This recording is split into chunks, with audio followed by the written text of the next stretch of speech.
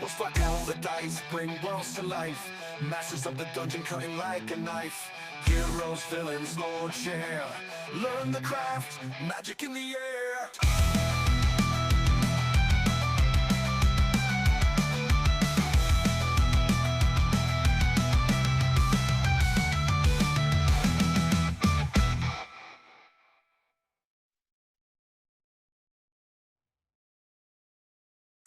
Welcome to Masters of the Dungeon, the podcast where game masters get deeply nerdy about running tabletop RPGs.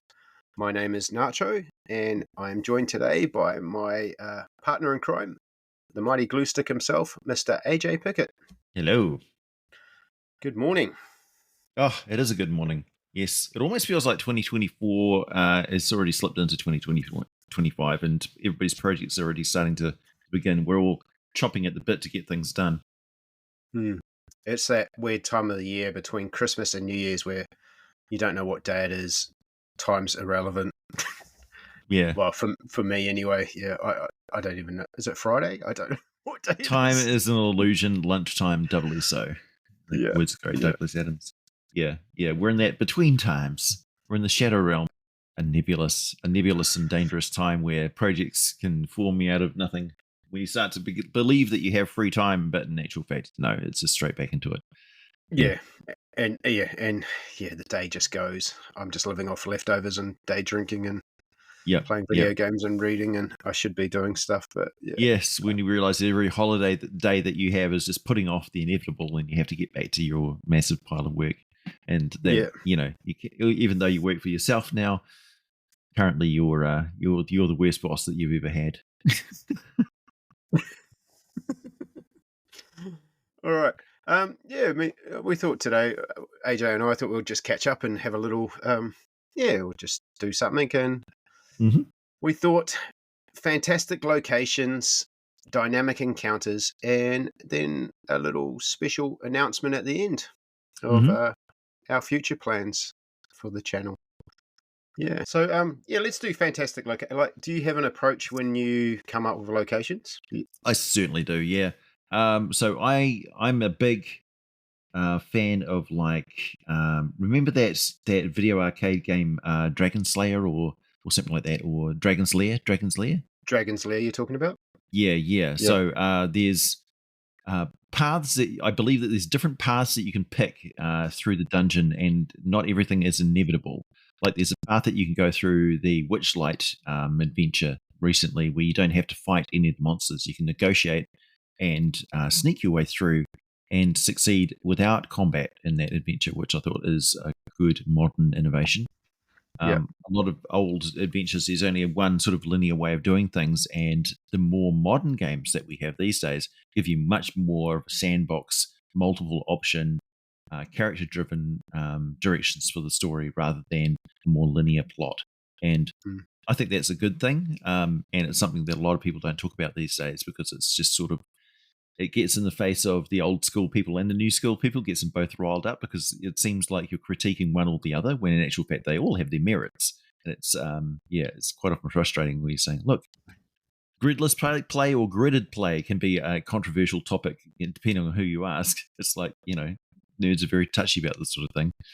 How much for your... I think it was Don Bluth was the artist on Dragon's Lair from memory. They had another game as well, Space Ace, and John Bluth was known for he's an animator known for like The American Tale or The Secret of Nymph, The Land Before Time. Yeah, he's got a unique style. Yeah, that game was frustrating. I spent so much money on that game and just died for 2 seconds. Yeah, it really highlights how the old school method of dungeon creation, which is there is a specific way to get through this trap. And if you don't follow it to the letter, your character's going to get pasted. And of course, the joy there is that the first thing to remember is that a lot of people, when they got into playing these games in the first place, were young. And younger people don't tend to, we're back in most part, I haven't seen a lot of people who have just set out in role-playing games get straight into campaigns and stuff. They want to have one-shot games. They want to get the feel of a lot of different game systems, a lot of different character classes. They want to try it like a box of chocolates. and they don't hang on to characters for multiple sessions and things. They just sort of create a character. It's a one shot.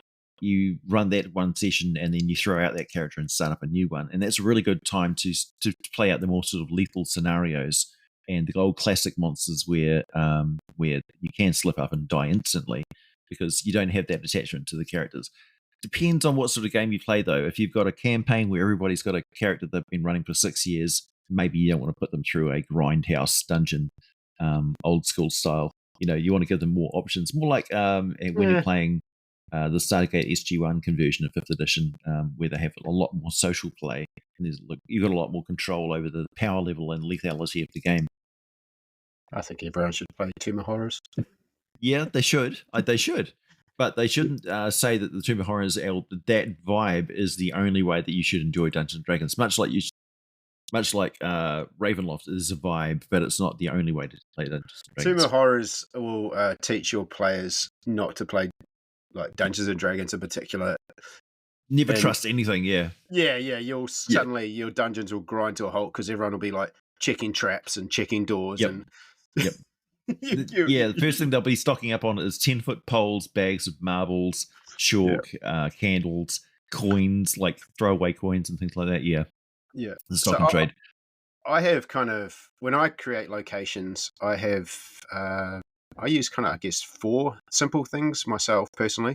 If I want to make something cool, size matters, make it big. Yep. Age matters, make it old. Yep.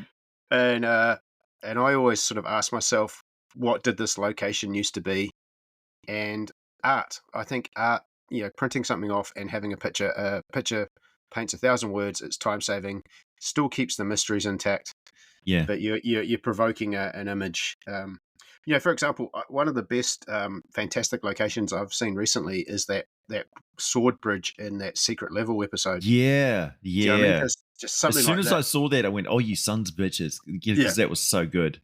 The funny thing is when I was working as a consultant on the Dark Alliance game, they did have an image of a skeletal figure of giant size pinned against a mountain with a sword through its chest of that size. And so I thought that would have been perfect if it was once a bridge across, in front of a monastery, and a god actually picked it up and used it like a weapon. That would have been hilarious. But yeah. So that sort of thing does exist in the Spine of the World Mountains in Faerun. Giant sword. Even if you are playing, I think, in like Forgotten Realms and stuff, you got to remember it's your Forgotten Realms, or absolutely it's your Kryn, it's your Eberronit. Yeah, it's whatever you want to make it. I like to think of the Forgotten Realms as both a veneer, like you've got a bunker in your backyard, but it's got an ordinary garden growing over top of it, and then one day when you're just playing with your petunias, you're digging in and you go tap, and you accidentally hit the entry sequence on the number pad, and the door pops open. That's the Forgotten Realms. You don't know that you're right on top of a dungeon complex, or all of these Forgotten Realms, these lost civilizations which are under your feet. Built on layer upon layer upon layer of history. Yeah, that's what I really like about it. And also the idea that that the Forgotten Realms isn't just these named locations. There's all these spots in between that are left for you to fill in. So in between Marsemur and Aglarond or whatever, there's this particular wasteland. And it's like, oh, is that on the map? It's like, no. I'm just going to note that in afterwards. Oh, this is where the wasteland area is. Does it matter how many leagues there are between there? No, not really. The players aren't paying very close attention to how many leagues they're going on a map. Yeah, and Wizards of the Coast do that themselves. Like you look at their main sort of 2014 map of the Sword Coast, Phandalin isn't on that. Phandalin is not on the on the massive Sword Coast map. But when they go down and just give you the little regional map, then they put in places like Red Larch, Phandalin, and stuff like that. So there's no stopping a DM from doing that themselves, creating a little town in between those locations themselves. Yeah. Second edition was really good because they gave you a lot of extraneous information about the realms, like the weather, the months of the year. Seasons, the climate zones and things like that. Also the trade routes of all the different trade goods was really good information as well. So you know where all the coal and iron ingots and all that sort of stuff comes from. So if you're running a heist game or a mercantile game where you're trading or traveling on trading ships, or you want to establish, like, if you're running a spice guild, where would your ships go to get the most value for, spices and stuff? I And thought you so said a spice girl. a spice girl, yeah. Yeah.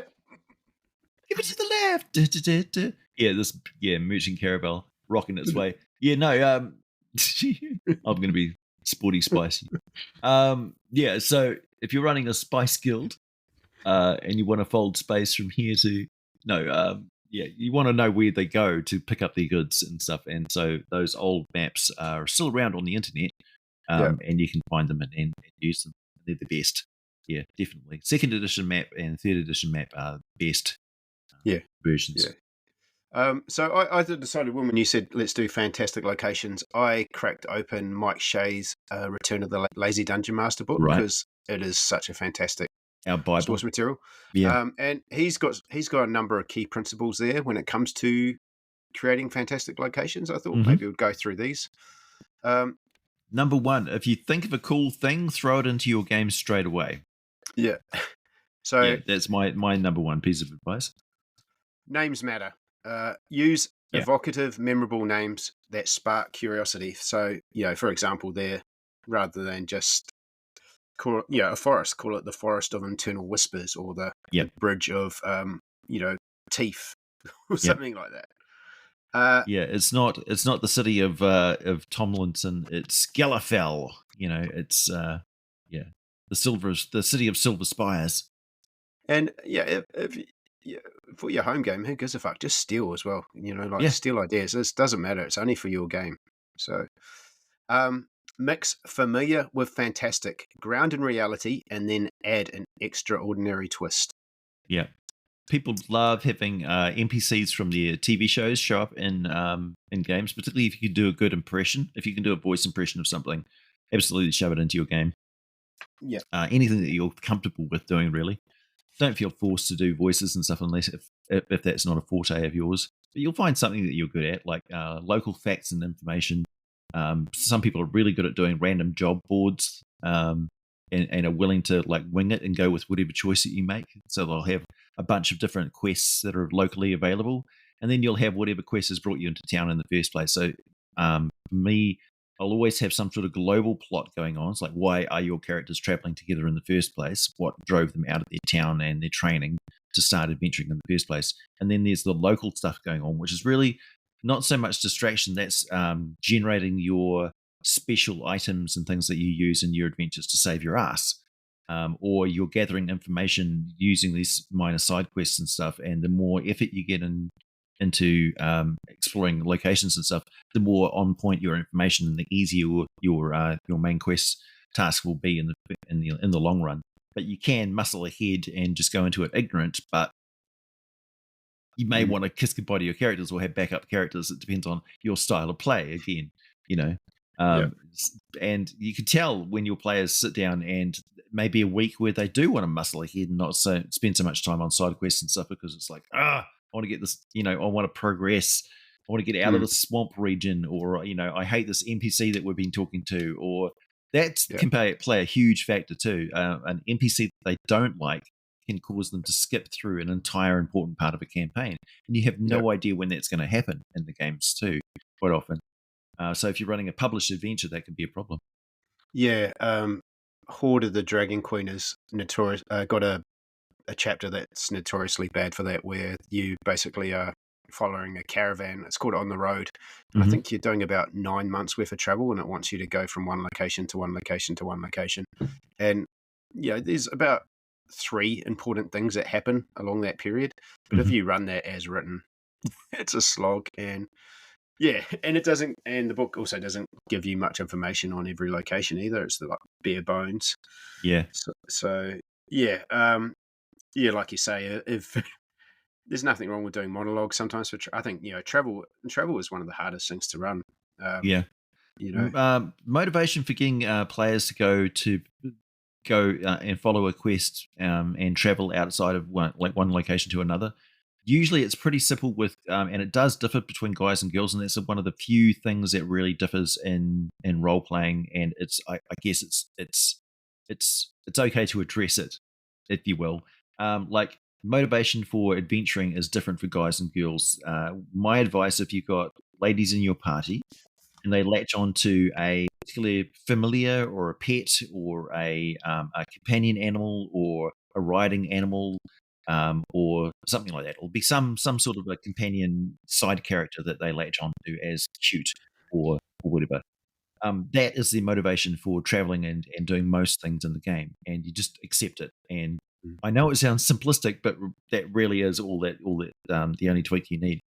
That that familiar has got something that it needs, some medical treatment, or you find out that it's got a close relative, or there's a breeder that's mean to them that you've heard about, or something like that, and that will motivate them to go and kick ass, investigate or whatever. And it works 100% of the time. It's kind of shocking how well that works out.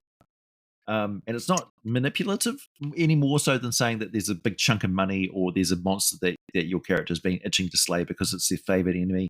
Guys have got different buttons and pleasure circuits than others, and that's just the way it works sometimes. It's taken like 40 years of running games with mixed groups of genders and things to find out that it's that simple. I approach travel depending on what I've got prepared. So I usually run a couple of encounters if I feel like I need. If I don't want them to get straight to, if they're going from A to B and I don't want them to get straight to B because I am not prepared, then I'll throw something in there to slow them down, some combat usually, or just some sort of side quest, or I'll run on a table. But I like to. Sometimes I just treat travel like Star Wars does, where it's just a screen wipe. Yeah, pretty much. You're there. If I don't have anything interesting.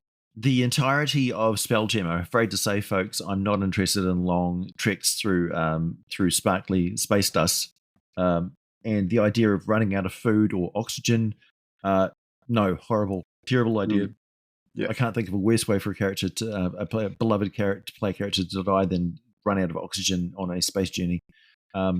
Realistic, maybe slightly, not really. Spelljammer is kind of a wackadoodle thing that they shoved into the game in the first place because it was based on Space 1889, which was popular at the time that Dungeons and Dragons was. And if you look at the covers of Space 1889, we'll pause as you Google this. You're very confused because they look exactly like Spelljammer, with you got people walking around on the decks of these galleons and stuff flying through space, and it was very clearly a rip-off of Space 1899 IP. Also very popular at the time was CB radio and the banter that you had on CB radio, the jargon that they would speak, and also clubs and factions were made very popular by Vampire the Masquerade, which was sort of competing with Dungeons and Dragons at the time. That's why you've got factions in Planescape and to a lesser extent Spelljammer as well. All different alien civilizations. Fantastic locations. So what did I say so far? Names matter. Mick's familiar with Fantastics. His other one is highlight unique traits. Pick one or two standout features. For example, glowing lights, shifting sounds, reactive magic. Add history. Layer the past or use forgotten stories for depth. And just keep your pretty simple. Jot down a name, a unique trait, and a key interaction. Yeah, nothing can be as distracting as how did this dragon get inside this tiny room, and what has it been eating this entire time? Those sort of things piss you off because it's just bad game design. It's a continuity error that you like if you're watching a film in Hollywood, it wouldn't make sense. You'd stop and question it, and it would pull you out of the action by making you go, that's a bit lazy. Why is that there? It will distract you from everything else until you've answered that question. Yeah, I mean, dungeons force you to be dynamic sometimes because, like, obviously dungeons are keyed with monsters in certain locations. But if your players have gone into that location and they're fucked with the, the dynamic of the dungeon, then those monsters are going to shift around. So you need to go, okay, well, that doesn't make sense for that guy to be there anymore. He'll now be, because he's aware that there's someone else in this dungeon, so he might be out looking, or they're fucked with these guys' food supply or stuff like that. So I always think of like, who was this originally a natural structure? Was it then modified by successive groups and stuff? And how is it now? And are there any secrets left behind by the previous builders or occupants of the dungeons? Like, they may have built secret doors that are too small for the current occupants, for instance. Yeah. Or if you like, you've got those tiny humanoids like Germalines and mites who can make crawl spaces that a medium-sized character can get through, but it's like really uncomfortable. And if they get attacked halfway through, it's horrible because you're squeezing through tunnels and getting attacked at the same time. Yeah, it's like a gull as it travels thing. But yeah, that organic, who built this part and why, and yeah, what did this used to be? Yeah. So, for instance, if this was a collapsed tunnel that was infested by myconids, for instance, you'll know it's going to be damp. It's going to have some sort of a water source. It's probably going to be decayed and have sharp surfaces and stuff, and pools, stalactites and stalagmites and things like that, because it'll be a natural erosion. Whereas if it was mined into by kobolds, it'll be a haphazard mining situation, possibly with collapsible tunnels that are very risky. But if it was built by dwarves or deep gnomes or something like that, much better construction, and your character will be able to use skills to figure it out. Oh, this is drow excavation. This is dark elf, or this is bugbears or something like that. Ooh, what are they doing down here? We don't know. They're usually surface race. So yeah, can answer all sorts of questions or raise questions. But I like to fall back on just cliches all the time. Yeah, and lean into the, like you say, lean into the theme of whatever your role-playing game is. So if it's a science fiction game, it's got a different theme. So, doors will open maybe like Star Wars or Star Trek, where they like shoot up and shoot down, or they open sideways, or you need an eye scanner or something to get in, or just adding those little flushes. Or I like to sort of, with Dungeons and Dragons, I like to add little fantastical twists to just everyday things. You go to the tavern and the bartender's using mage hand to make the drinks, or just adding little, just to remind, hey, we're not in the real world here. We're in a fantasy world, or we're in a science fiction world, or normally and these spells and this technology exists, so use it in the background and it will help flesh out your world and make it feel for sure more lived in, as well. Yeah, normally I would say never narrate what the players are doing, but in some particular instances, like if you're skipping ahead of a travel scene or something, it's okay to say, oh, your character with this skill and that skill and that skill, you skipped ahead because you handled this situation. So, like, this is why you picked this character, because in the city, you could get underground transportation through the sewer system. It's just a done thing. We don't need to worry about it. Your character handled it. And so they get the feeling of accomplishment because it's like, I didn't even have to do anything, and just having my character along makes this part of the journey easy. And that's where tools like ChatGPT or AI are really handy. If you're not good at coming up with interesting read aloud text, you can create some flavor text if you're going to rush. There's also services that do it for you too. I don't ask me to name lots of names, but if you look around, there's places Scribe, that do. I think is one. Yeah, Scribed does as descriptive text, and ChatGPT is absolutely fantastic for doing that. That's one of the few things that you can absolutely rely on ChatGPT to do, because you don't have to worry about it being factually correct or anything. It's just making stuff up, and that's one of its strengths. Yeah. Also, random roll tables, like from Raging Swan Press, they do random roll tables for dungeon features and things. Different types of fountains and stairwells and descriptive, text for them. Yeah. Yeah. I mean, is there anything you want to comment on Sly Forest's tips there? Mostly that if you get to the core of it, it's really about preserving and understanding that you have a certain amount of mental energy to put towards game prep and running the game, and that people who are sitting down and playing the game have got a certain amount of mental energy that they can spend on imagination. If they overspend, they fall asleep or they disengage. If you got it right at the sweet spot, they'll be engaged and they'll be driving the narrative themselves, and really you're right along for the riders, and they almost are DMing the game, co-DMing it with you, because they're describing stuffs in the environment cooperatively. And when that happens, you don't have to do anything. You barely even have to roll dice. You just let the narrative flow. And that's what everybody's going for. So you want everything in your game to facilitate getting to that state of flow. And anything that sort of distracts from it, like overly mathematical number crunching for your resources for like food and water and all that sort of stuff, can be really annoying. Survival games aren't really about that. They're more about pressure and a drive to go forward, and the realizing that if you don't keep moving, you'll die. Nature will catch up with you and die. You'll die out here from exposure and starvation and stuff. Or get eaten by a monster because there's I think you should save like your fantastic locations for your pivotal moments, like your boss fights, your revelations. Like you don't want to make everything sound enticing, otherwise your players are going to be all over the show. But if you want to pique your players' curiosity, that's when you should drop your going to the library of shifting tombs. Sounds more enticing than just going to the local library. Right, yeah. You'll need to to pass through the stench swamps of oblivion, past the fire thickets, and then down into the rocky grove of the ancients. It's like Flanders Field and the old quarry. You mean? Yeah, that's the one. They're going to play it up for the local adventurers. A library run by two Modrons called Dewey and Decimal.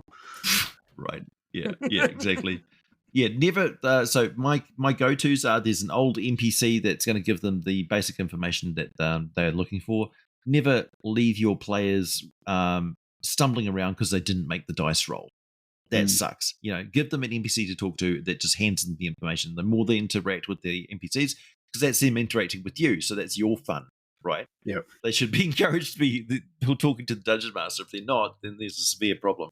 Like they want to kill every character that you represent. That's not a workable situation. Yeah, hiding. Burying the lead and hiding information that you want your players to have to move your adventure forward behind a dice roll is really stupid. There's two ways of approaching it. There's the way that you just shift the information. So, there's three ways. Either just don't make them roll and just give them the information, or just shift the information. That PC doesn't have it, just move it to another NPC instead. Or the other one is the one that I'm guilty of and I think is really bad is like they talk to the NPC, they don't get the information, they go to move on and you go, oh, hey, just roll an insight check, please. And you have this feeling that he might be withholding something, and that's kind of a little bit hand-holdy. And I've been known to do that, and that is really bad.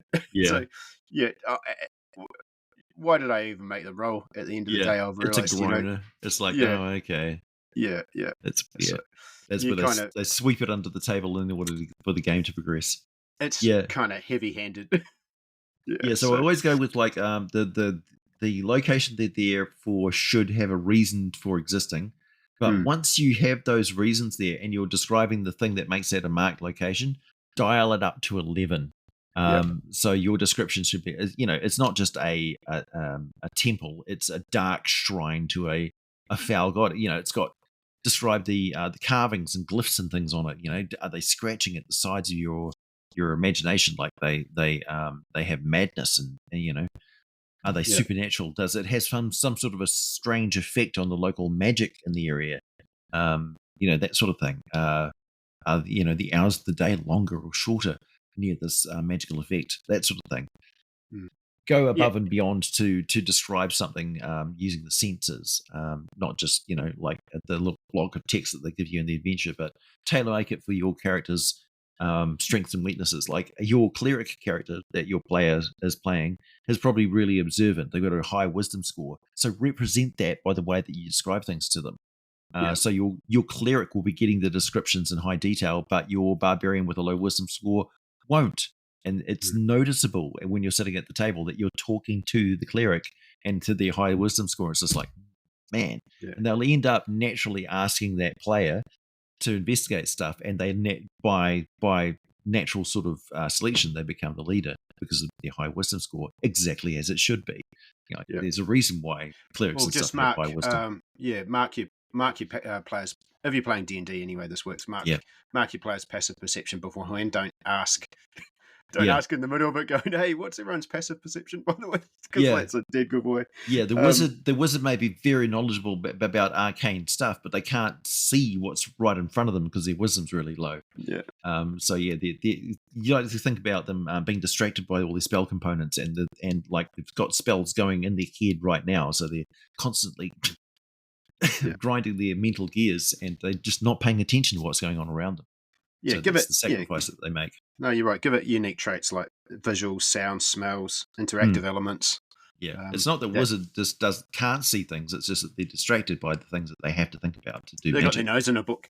Yeah, exactly, for a good reason. Yeah, yeah.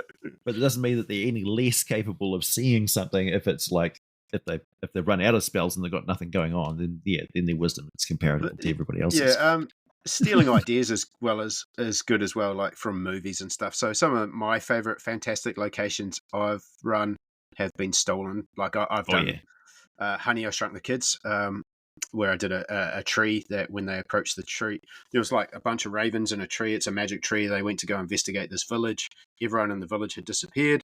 And there was just this tree in there. And as soon as they entered the garden, they just shrunk down so that the grass was like the size of the forest. The ravens became like dragons.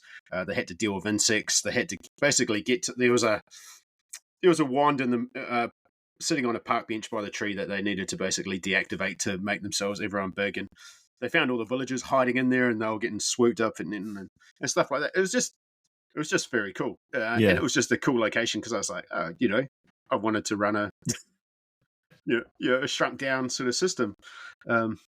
Did something similar with Groundhog Day mechanic with a time loop where I basically did an encounter that was a TP. I just described an exciting start to the adventure. They were on the side of a cliff. There was a sphinx. The sphinx would ask them a riddle. When they'd answer the riddle, a skiff would come across and take them to this floating island. Mm-hmm. But I made the island so hard that it was a TPK. So every time they died, they'd wake up on the side of the cliff. There would be a sphinx there. He'd ask them a riddle, and then they started to realize, just and the key to that one was just repetition. Like I just had the same flavor text, like their dragon, like the dragon, the dragon game. Yeah, got to be in the right position. Got to say this word, and damn it, yeah, exactly. Yeah. Then they obviously approached it in all these different ways. They went guns blazing, just killing everyone straight away. They tried to do it stealthily, and it was a lot of fun. And I was basically just running the same encounter. Yeah, you can get away with that a few times as a Dungeon Master. But it's not one of those ones. No, don't abuse it. It was a fun little one shot sort of adventure. But what's some of your memorable locations you've run? All sorts. I draw from things like Krull and The Princess Bride, and just every fantasy movie that you can think of. Like the crystal spider scene in Krull is one of the best trap locations. Where you're going into the lair of a creature, which is a lair within a lair, because of the widow of the web is inside. She's as much a trapped prisoner of the spider's web as anybody else who goes in there. Yeah, she's like, "Don't seek me out; it's death." That's what I really like. It's like you got to have a really good reason for going in there in the first place. It's like, yes, you can get prophecy about what's going to happen in the future, but are you any good at fighting giant crystal spiders? Yeah, no. On their turf? No. So don't even do it. So the character that went in there was sacrificing his life, which made it such a cool dungeon. Even though he succeeded by doing so, he killed himself. Yeah, and also ended up winding up his life story as well. It turns out. But so that's one example. Probably the best role playing scene that ever happened with me and my old group in Hamilton was my buddy Ian sort of insulted his character's own god of trickery by trying to pull a prank on his god. I'm not entirely sure of the specifics of how it was, but God had good reason to get his vengeance on his own servant. So they were doing White Plume Mountain, and they hadn't even approached White Plume Mountain yet. They were in the sort of undercaverns and stuff before they got there. Great and they discovered a stairwell which was going down to an old dwarven tower or some such guard tower or something. And inside there was a crystal like the Dark Crystal from the Dark Crystal. I took the theme of the Dark Crystal, how it was the reality of the world of Thra is broken and dysmorphic now because the crystal has been broken and harmony has been broken as a result of it. So in this dungeon, the trap is that there's a shattered crystal that now connects up 4 different dimensions that should not be connected. The alternate parallel dimensions, realities, different prime material planes.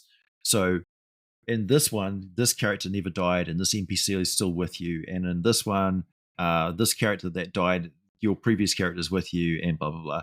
And so I quickly jotted down who the different characters were, and then they encountered them as they're walking through, just out of the blue, with no idea what was going on, because they were approaching and investigating the ruins from their prime material plane at the same time. It was a real Inception sort of moment. So it was like 8 different realities converge on this one broken crystal because it's pulling them all into this one particular node. And then if they fix the crystal by just basically putting the shard back into place, it will snap them back to their original reality again. And hopefully they're not crossed over into a different reality.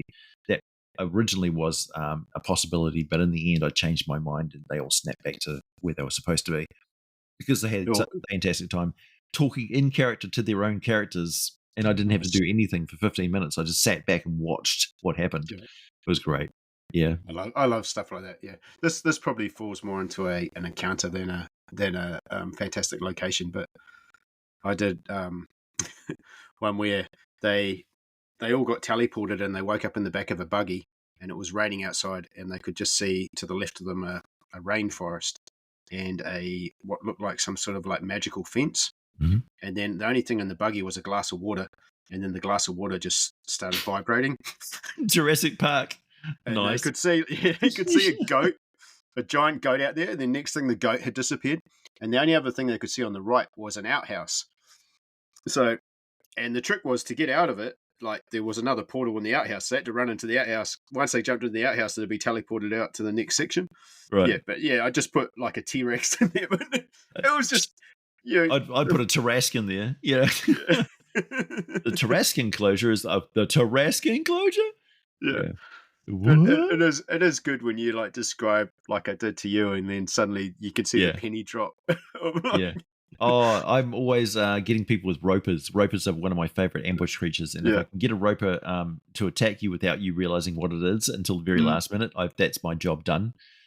So that's like the one trick ponies, ropers. Once you understand what's you're fighting, then it's kind of less fun. Do you wait till the tentacle has grabbed them and they're close to the stalagmite before the eye and the teeth pop out? Yeah. When the eye opens, that's when they go, oh, that's what I'm fighting. Yeah, I got Matt's beauty because he was in a desert, so it was above ground in a desert in a petrified forest. And so the ropers had moved in and were standing in place of these petrified trees. Perfect environment as far as they were concerned. Nobody ever said they have to be strictly underground creatures. And sure enough, and so they were not expecting these ropes on the ground. They thought the ropes were tied to like bandits or something who were snaring them somehow, and then dragging them across the scene. And then it was only when they got towards one of the pillars, it was like the eye opened up, and then the maw opened up, and he was like, oh, then the penny dropped that was actually what they were fighting. It was a monster, not a bunch of bandits. Yeah. And he said, you got me. Yeah. We're kind of naturally segued into dynamic encounters, so let's talk about those.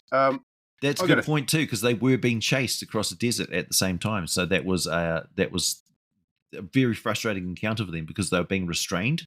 So even though you could say, even though stepping away from the fight and getting an attack of opportunity from the monster is as much symbolically getting tied down by the ropers, played psychologically on the fact that they were being chased across the desert and they were chasing somebody in turn.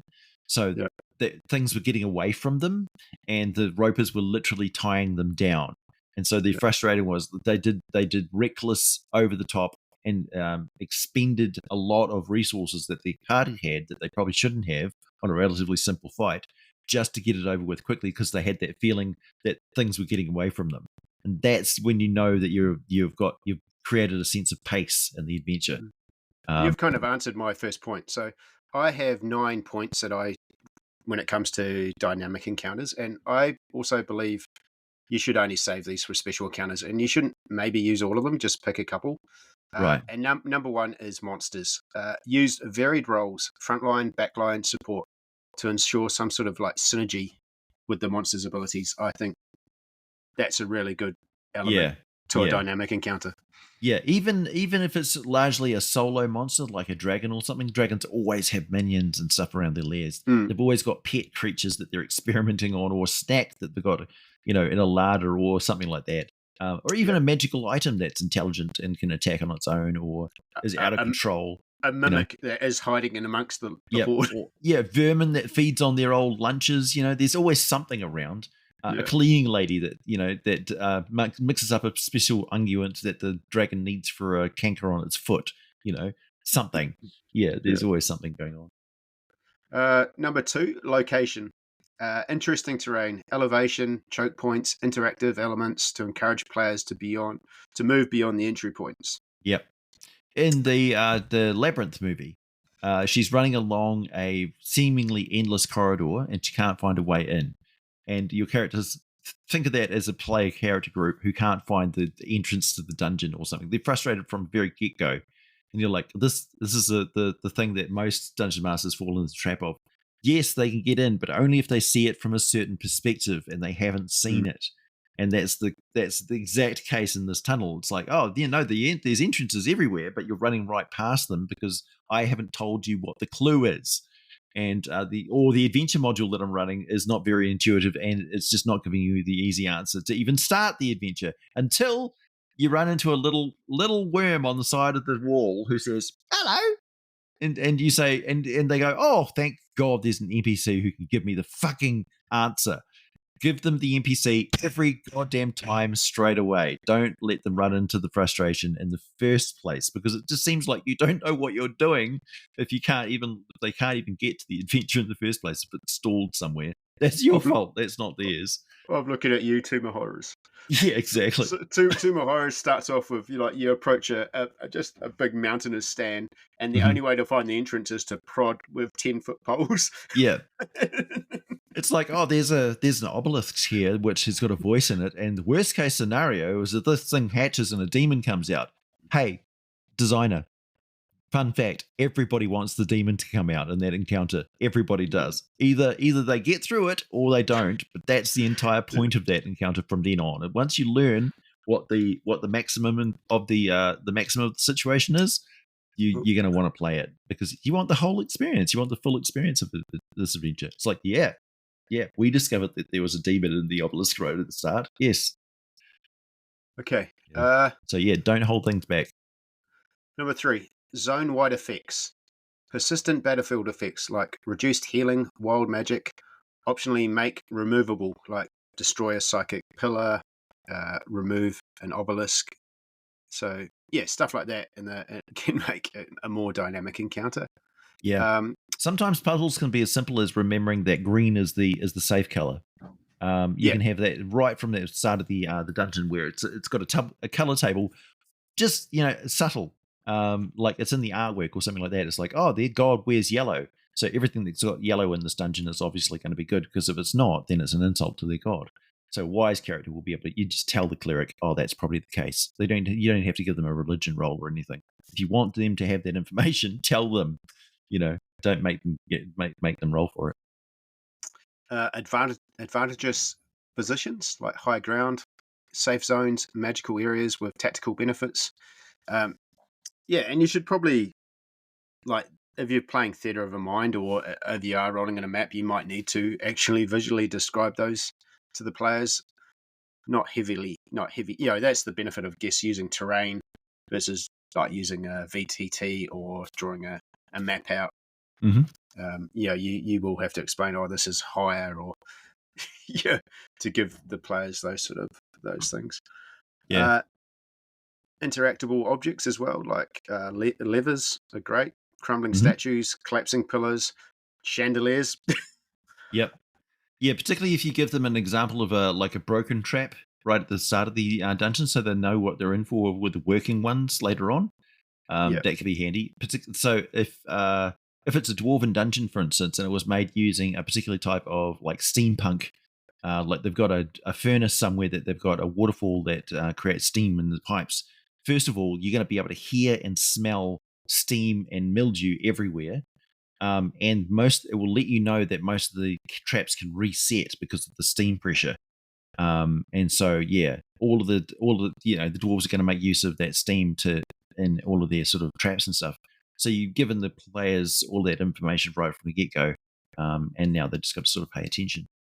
Yeah, Mm.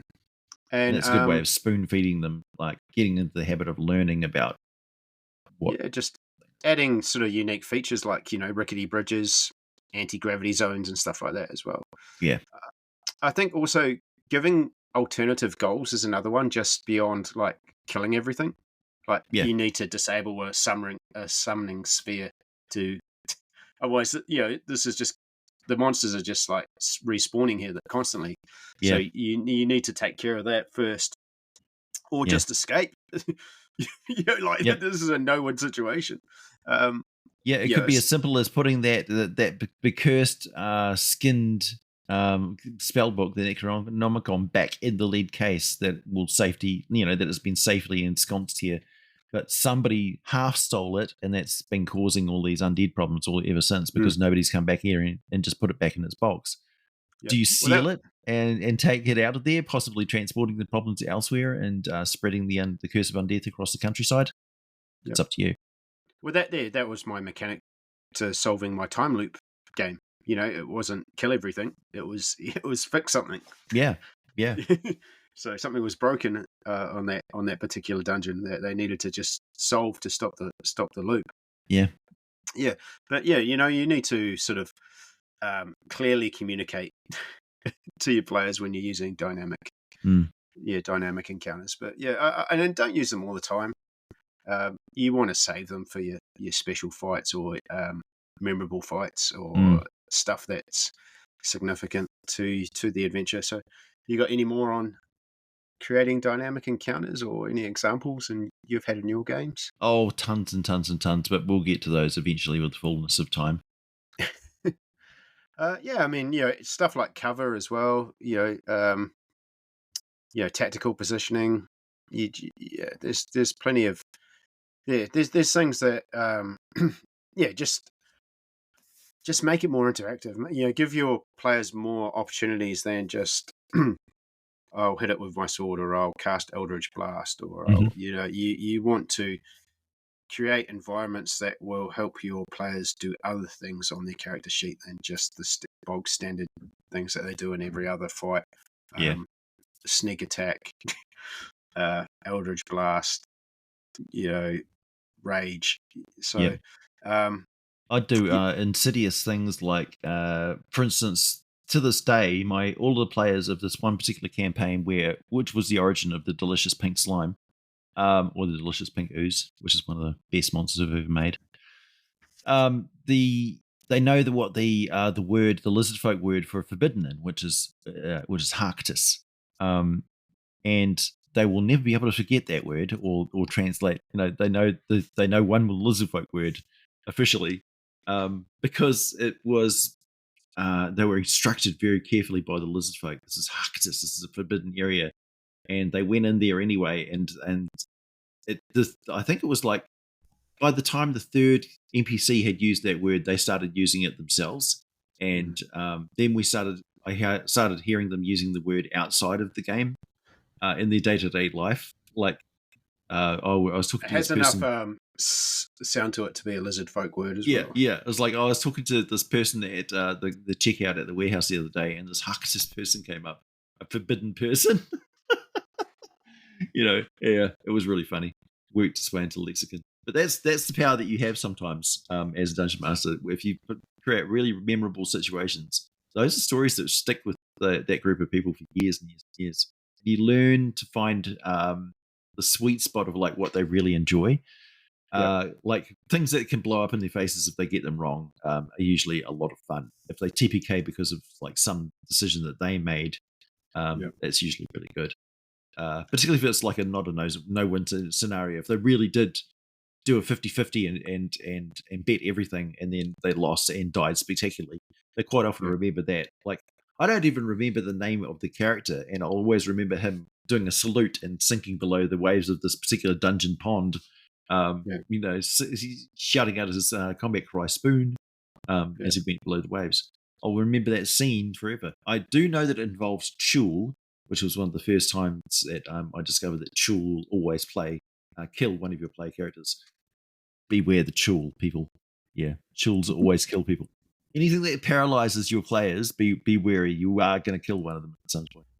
Ghoul, Chul, Chul, yeah. Ghoul paralyzes him. It's all cool until the Chuls show up, yeah. All cool until you're paralyzed by Chul. Stay cool to after school. Is he cool, or is he just paralyzed by a Chul? Do you remember that? Stay cool to after school? Yeah, I do. Ollie Olsen. Ollie Olsen. Yeah, I mean, that's pretty much all I've got on fantastic locations and dynamic encounters. Is there anything else you want to add before we do our announcement? I really do recommend checking out Mike Schley and the Sly Flourish series. And his Lazy Dungeon Master Guide is really good.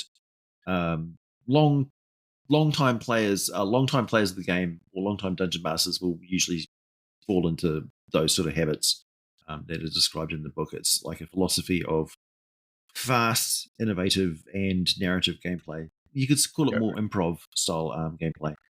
It's he has solid advice, and that book is available, physically, digitally, audiobook. His channel as well. I think he even breaks down the chapters on his channel. And it's got a fantastic weekly newsletter that he does as well. Emails out to people. Yeah, and it's just really solid advice. It is. He and John Four, I would say, are the primary guys that I think have been handing out the best DMing advice, like on the money, since the get-go. John Four in particular, he's been doing it for decades. Yeah, Jason Alexander is another good one I find. I haven't read his book fully yet, but he just did an excellent book called So You Want to Be a Game Master, which is basically aimed at first time game masters, but his one breaks down every sort of aspect. It's definitely aimed more at D&D. So it's like, this is how you run a dungeon, this is how you run a mega dungeon, this is how you run wilderness, this is how you'd run a heist, this is how you'd run a mystery, this is how you'd run a urban game. So every chapter kind of breaks down a different element of the game, and it's really solid advice as well, and it's written in a way that a newbie could come in and read it and get something out of it, but also someone experienced will go, oh yeah, that's a smart way of approaching that. Which is always good. Yeah. All right. So this year we've got something exciting coming up. We are going to do an ongoing series, a guide to the Forgotten Realms, sort of where we are going to explore key locations throughout Faerun. Yeah. So nobody's really done a complete overview podcast of all the different locations in the Forgotten Realms, just giving each one the treatment with each podcast that we do. So I was thinking we'd kick it off with somewhere like Thay, very interesting location where the Red Wizards come from. It's considered to be the frontier of the civilized world, or the known world. So when Ed Greedwin was first, writing his stories set in the Forgotten Realms, because he started writing it when he was 6 years old, before Dungeons & Dragons even existed, and it became the location that all these adventures and stuff take place in. And he eventually sold the IP over to the company. So now that it's owned by everybody who's created stuff for the Forgotten Realms. Eric Boyd and George Crashers are also foremost experts on the Forgotten Realms as well. And have lots of good info in there. But Thay was on the border. It was described but never visited, and it wasn't fleshed out at all. And a lot of places were like that in the Forgotten Realms, where he had mapped out sort of Cormier being the center of the place, and then he was sort of mapping as he went outside of there. So the entire world of Toril was never really mapped out, and that was something that sort of the company did, but Ed had not done until that point. Yeah, Thay is probably most known now in the movie, the Big Bad Wizard. She is a wizard of Thay, so they're notoriously known for having shaved heads with tattoos and wearing red. Yeah. But I think what we want to do, or what I want to do, really is just pick a location, go through sort of the history and the lore, what's the background of this place, landmarks and attractions, sort of Yeah. what's iconic places to visit. Yes. So if you've got a player character that's from there, you'll have a really good understanding of what your character's culture is and what sort of stuff they're used to. Maybe even the food that they're used to eating. And down like their accent and things like that. I'm not afraid to tackle our regional accents in Forgotten Realms. No. And also like adventure potential as well. Like what kind of challenges or story hooks could you throw in this location? Oh yeah, absolutely valuable advice for dungeon masters who want to give the vibe of the location quickly and easily with some key elements that you can always rely on to give that like you just be able to describe those like broad keystrokes, and the players will know. Oh, I know where we are. We're in this place, and so it gets them locked back into the narrative you've already reached. Kind of digestible. Sort of the goal is like to have these sort of 60-minute episodes that you can just chuck in, and you're good to run these locations confident. With a bit of confidence. Yeah. So it's no point having cliches if you don't know what the cliches are. So this is where we hand you all the cliches for all the different regions. Yeah. So we that is something that we're just going to slowly do throughout the year, and it'll just kind of get dropped when it gets dropped, and sporadically, but slowly but surely, inexorably. Yeah, and we'll tick that off our list. Yeah. So hopefully, I mean, obviously, AJ and I are both big Forgotten Realms fans. Mega nerds. Yeah, it's one of my favorite locations. I am a big fan of Kryn as well and Dragonlance, but that is I don't have any intention of ever running a game in Dragonlance. in the world of Dragonlance, there's too many wars going on, and I don't like running epic battles. Yeah, but it turns out you can only fit so much crunchy game design, game mechanics, and game history and lore into your head, and then it just fills up, and all of a sudden you're playing Borg and easy D6 and going, no, rules light systems for me, thank you. Yes, yeah, definitely. I've burnt out. I enjoy the history, and this year, my goal this year was to read as many Dragonlance books as I can. Mostly just the core trilogy books that are written by Wes and Hickman, not all, because there's over 200 books now. So I mean, it's ridiculous that I could read 200. I'm not going to read 200. I'm just going to read the core books. And I think I've only got 3 left that I want to read, and then I'm possibly going to move back into the world of Salvador and go back to Dritz, because I've only read the first 6 books, first two trilogies, so I haven't read anything beyond those, so I'm going to start again. Because he goes all over the show. He does. I've got to catch up with his most recent exploits that'll bring us up until the current time. Oh, by the way, everyone, they've got the campaign guide which is coming out for Forgotten Realms for D&D 20 to 24. That should be interesting to see what they've done with it. I know that the writers have been pretty busy in the background. They were doing a lot of work with the Moonshade Isles last time I talked to them. And do you know the time zone on that? Yeah, the time is 1499 DR, the official year for D&D 2024. So where's that put us in comparison to 5th edition? It means it's only advanced by a few years, not a century like they did between the editions, which means it's not really an edition change. It's just an update. Yep. True. It is true. So you could put the nail in in that argument and say, no, it's not a whole new edition. It's a 0.5. Because we haven't advanced the timeline ridiculously far. Because they want to make it backwards compatible, don't they? So they do want people to still run and they've got a lot of Forgotten Realms adventures in 5th edition. Right. Yeah. They should never, I think in hindsight, they probably thought advancing Forgotten Realms by 100 years was a good idea until they realized that all their beloved IP, their characters, Mordenkainen and Tasha and all those people, they can't survive 100 years because they're humans, they'll all die of old age. I think they thought, let's move away from Forgotten Realms and let's move into Greyhawk and make Greyhawk our primary setting, and we don't have to. Yeah. And then all of a sudden, Baldur's Gate 3 just went nuts, and they're like, no, we can't. Exactly. Yeah. we can't escape this setting. Yeah. Imagine the people in the writer's room. No, it's not going to be Greyhawk now. It's like, oh, you have to throw out all the adventures. Yeah. Yeah. I mean, there's something that even the sort of the anthology books that were originally set in Greyhawk, the stuff from Ghost of Saltmarsh, Tales of the Yawning Portal, that new one, Infinite Staircase, they still give you like, hey, you can, if you want to set this in Faerun, we recommend setting it here.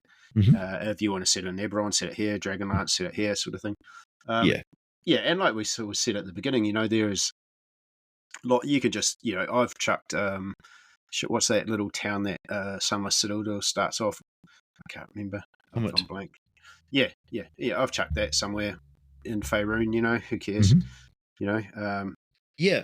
At the end of the day, it doesn't matter. Like you could say, oh, there's reoccurring themes on all these different worlds because there's these narratives that need to happen, and the gods have declared it so.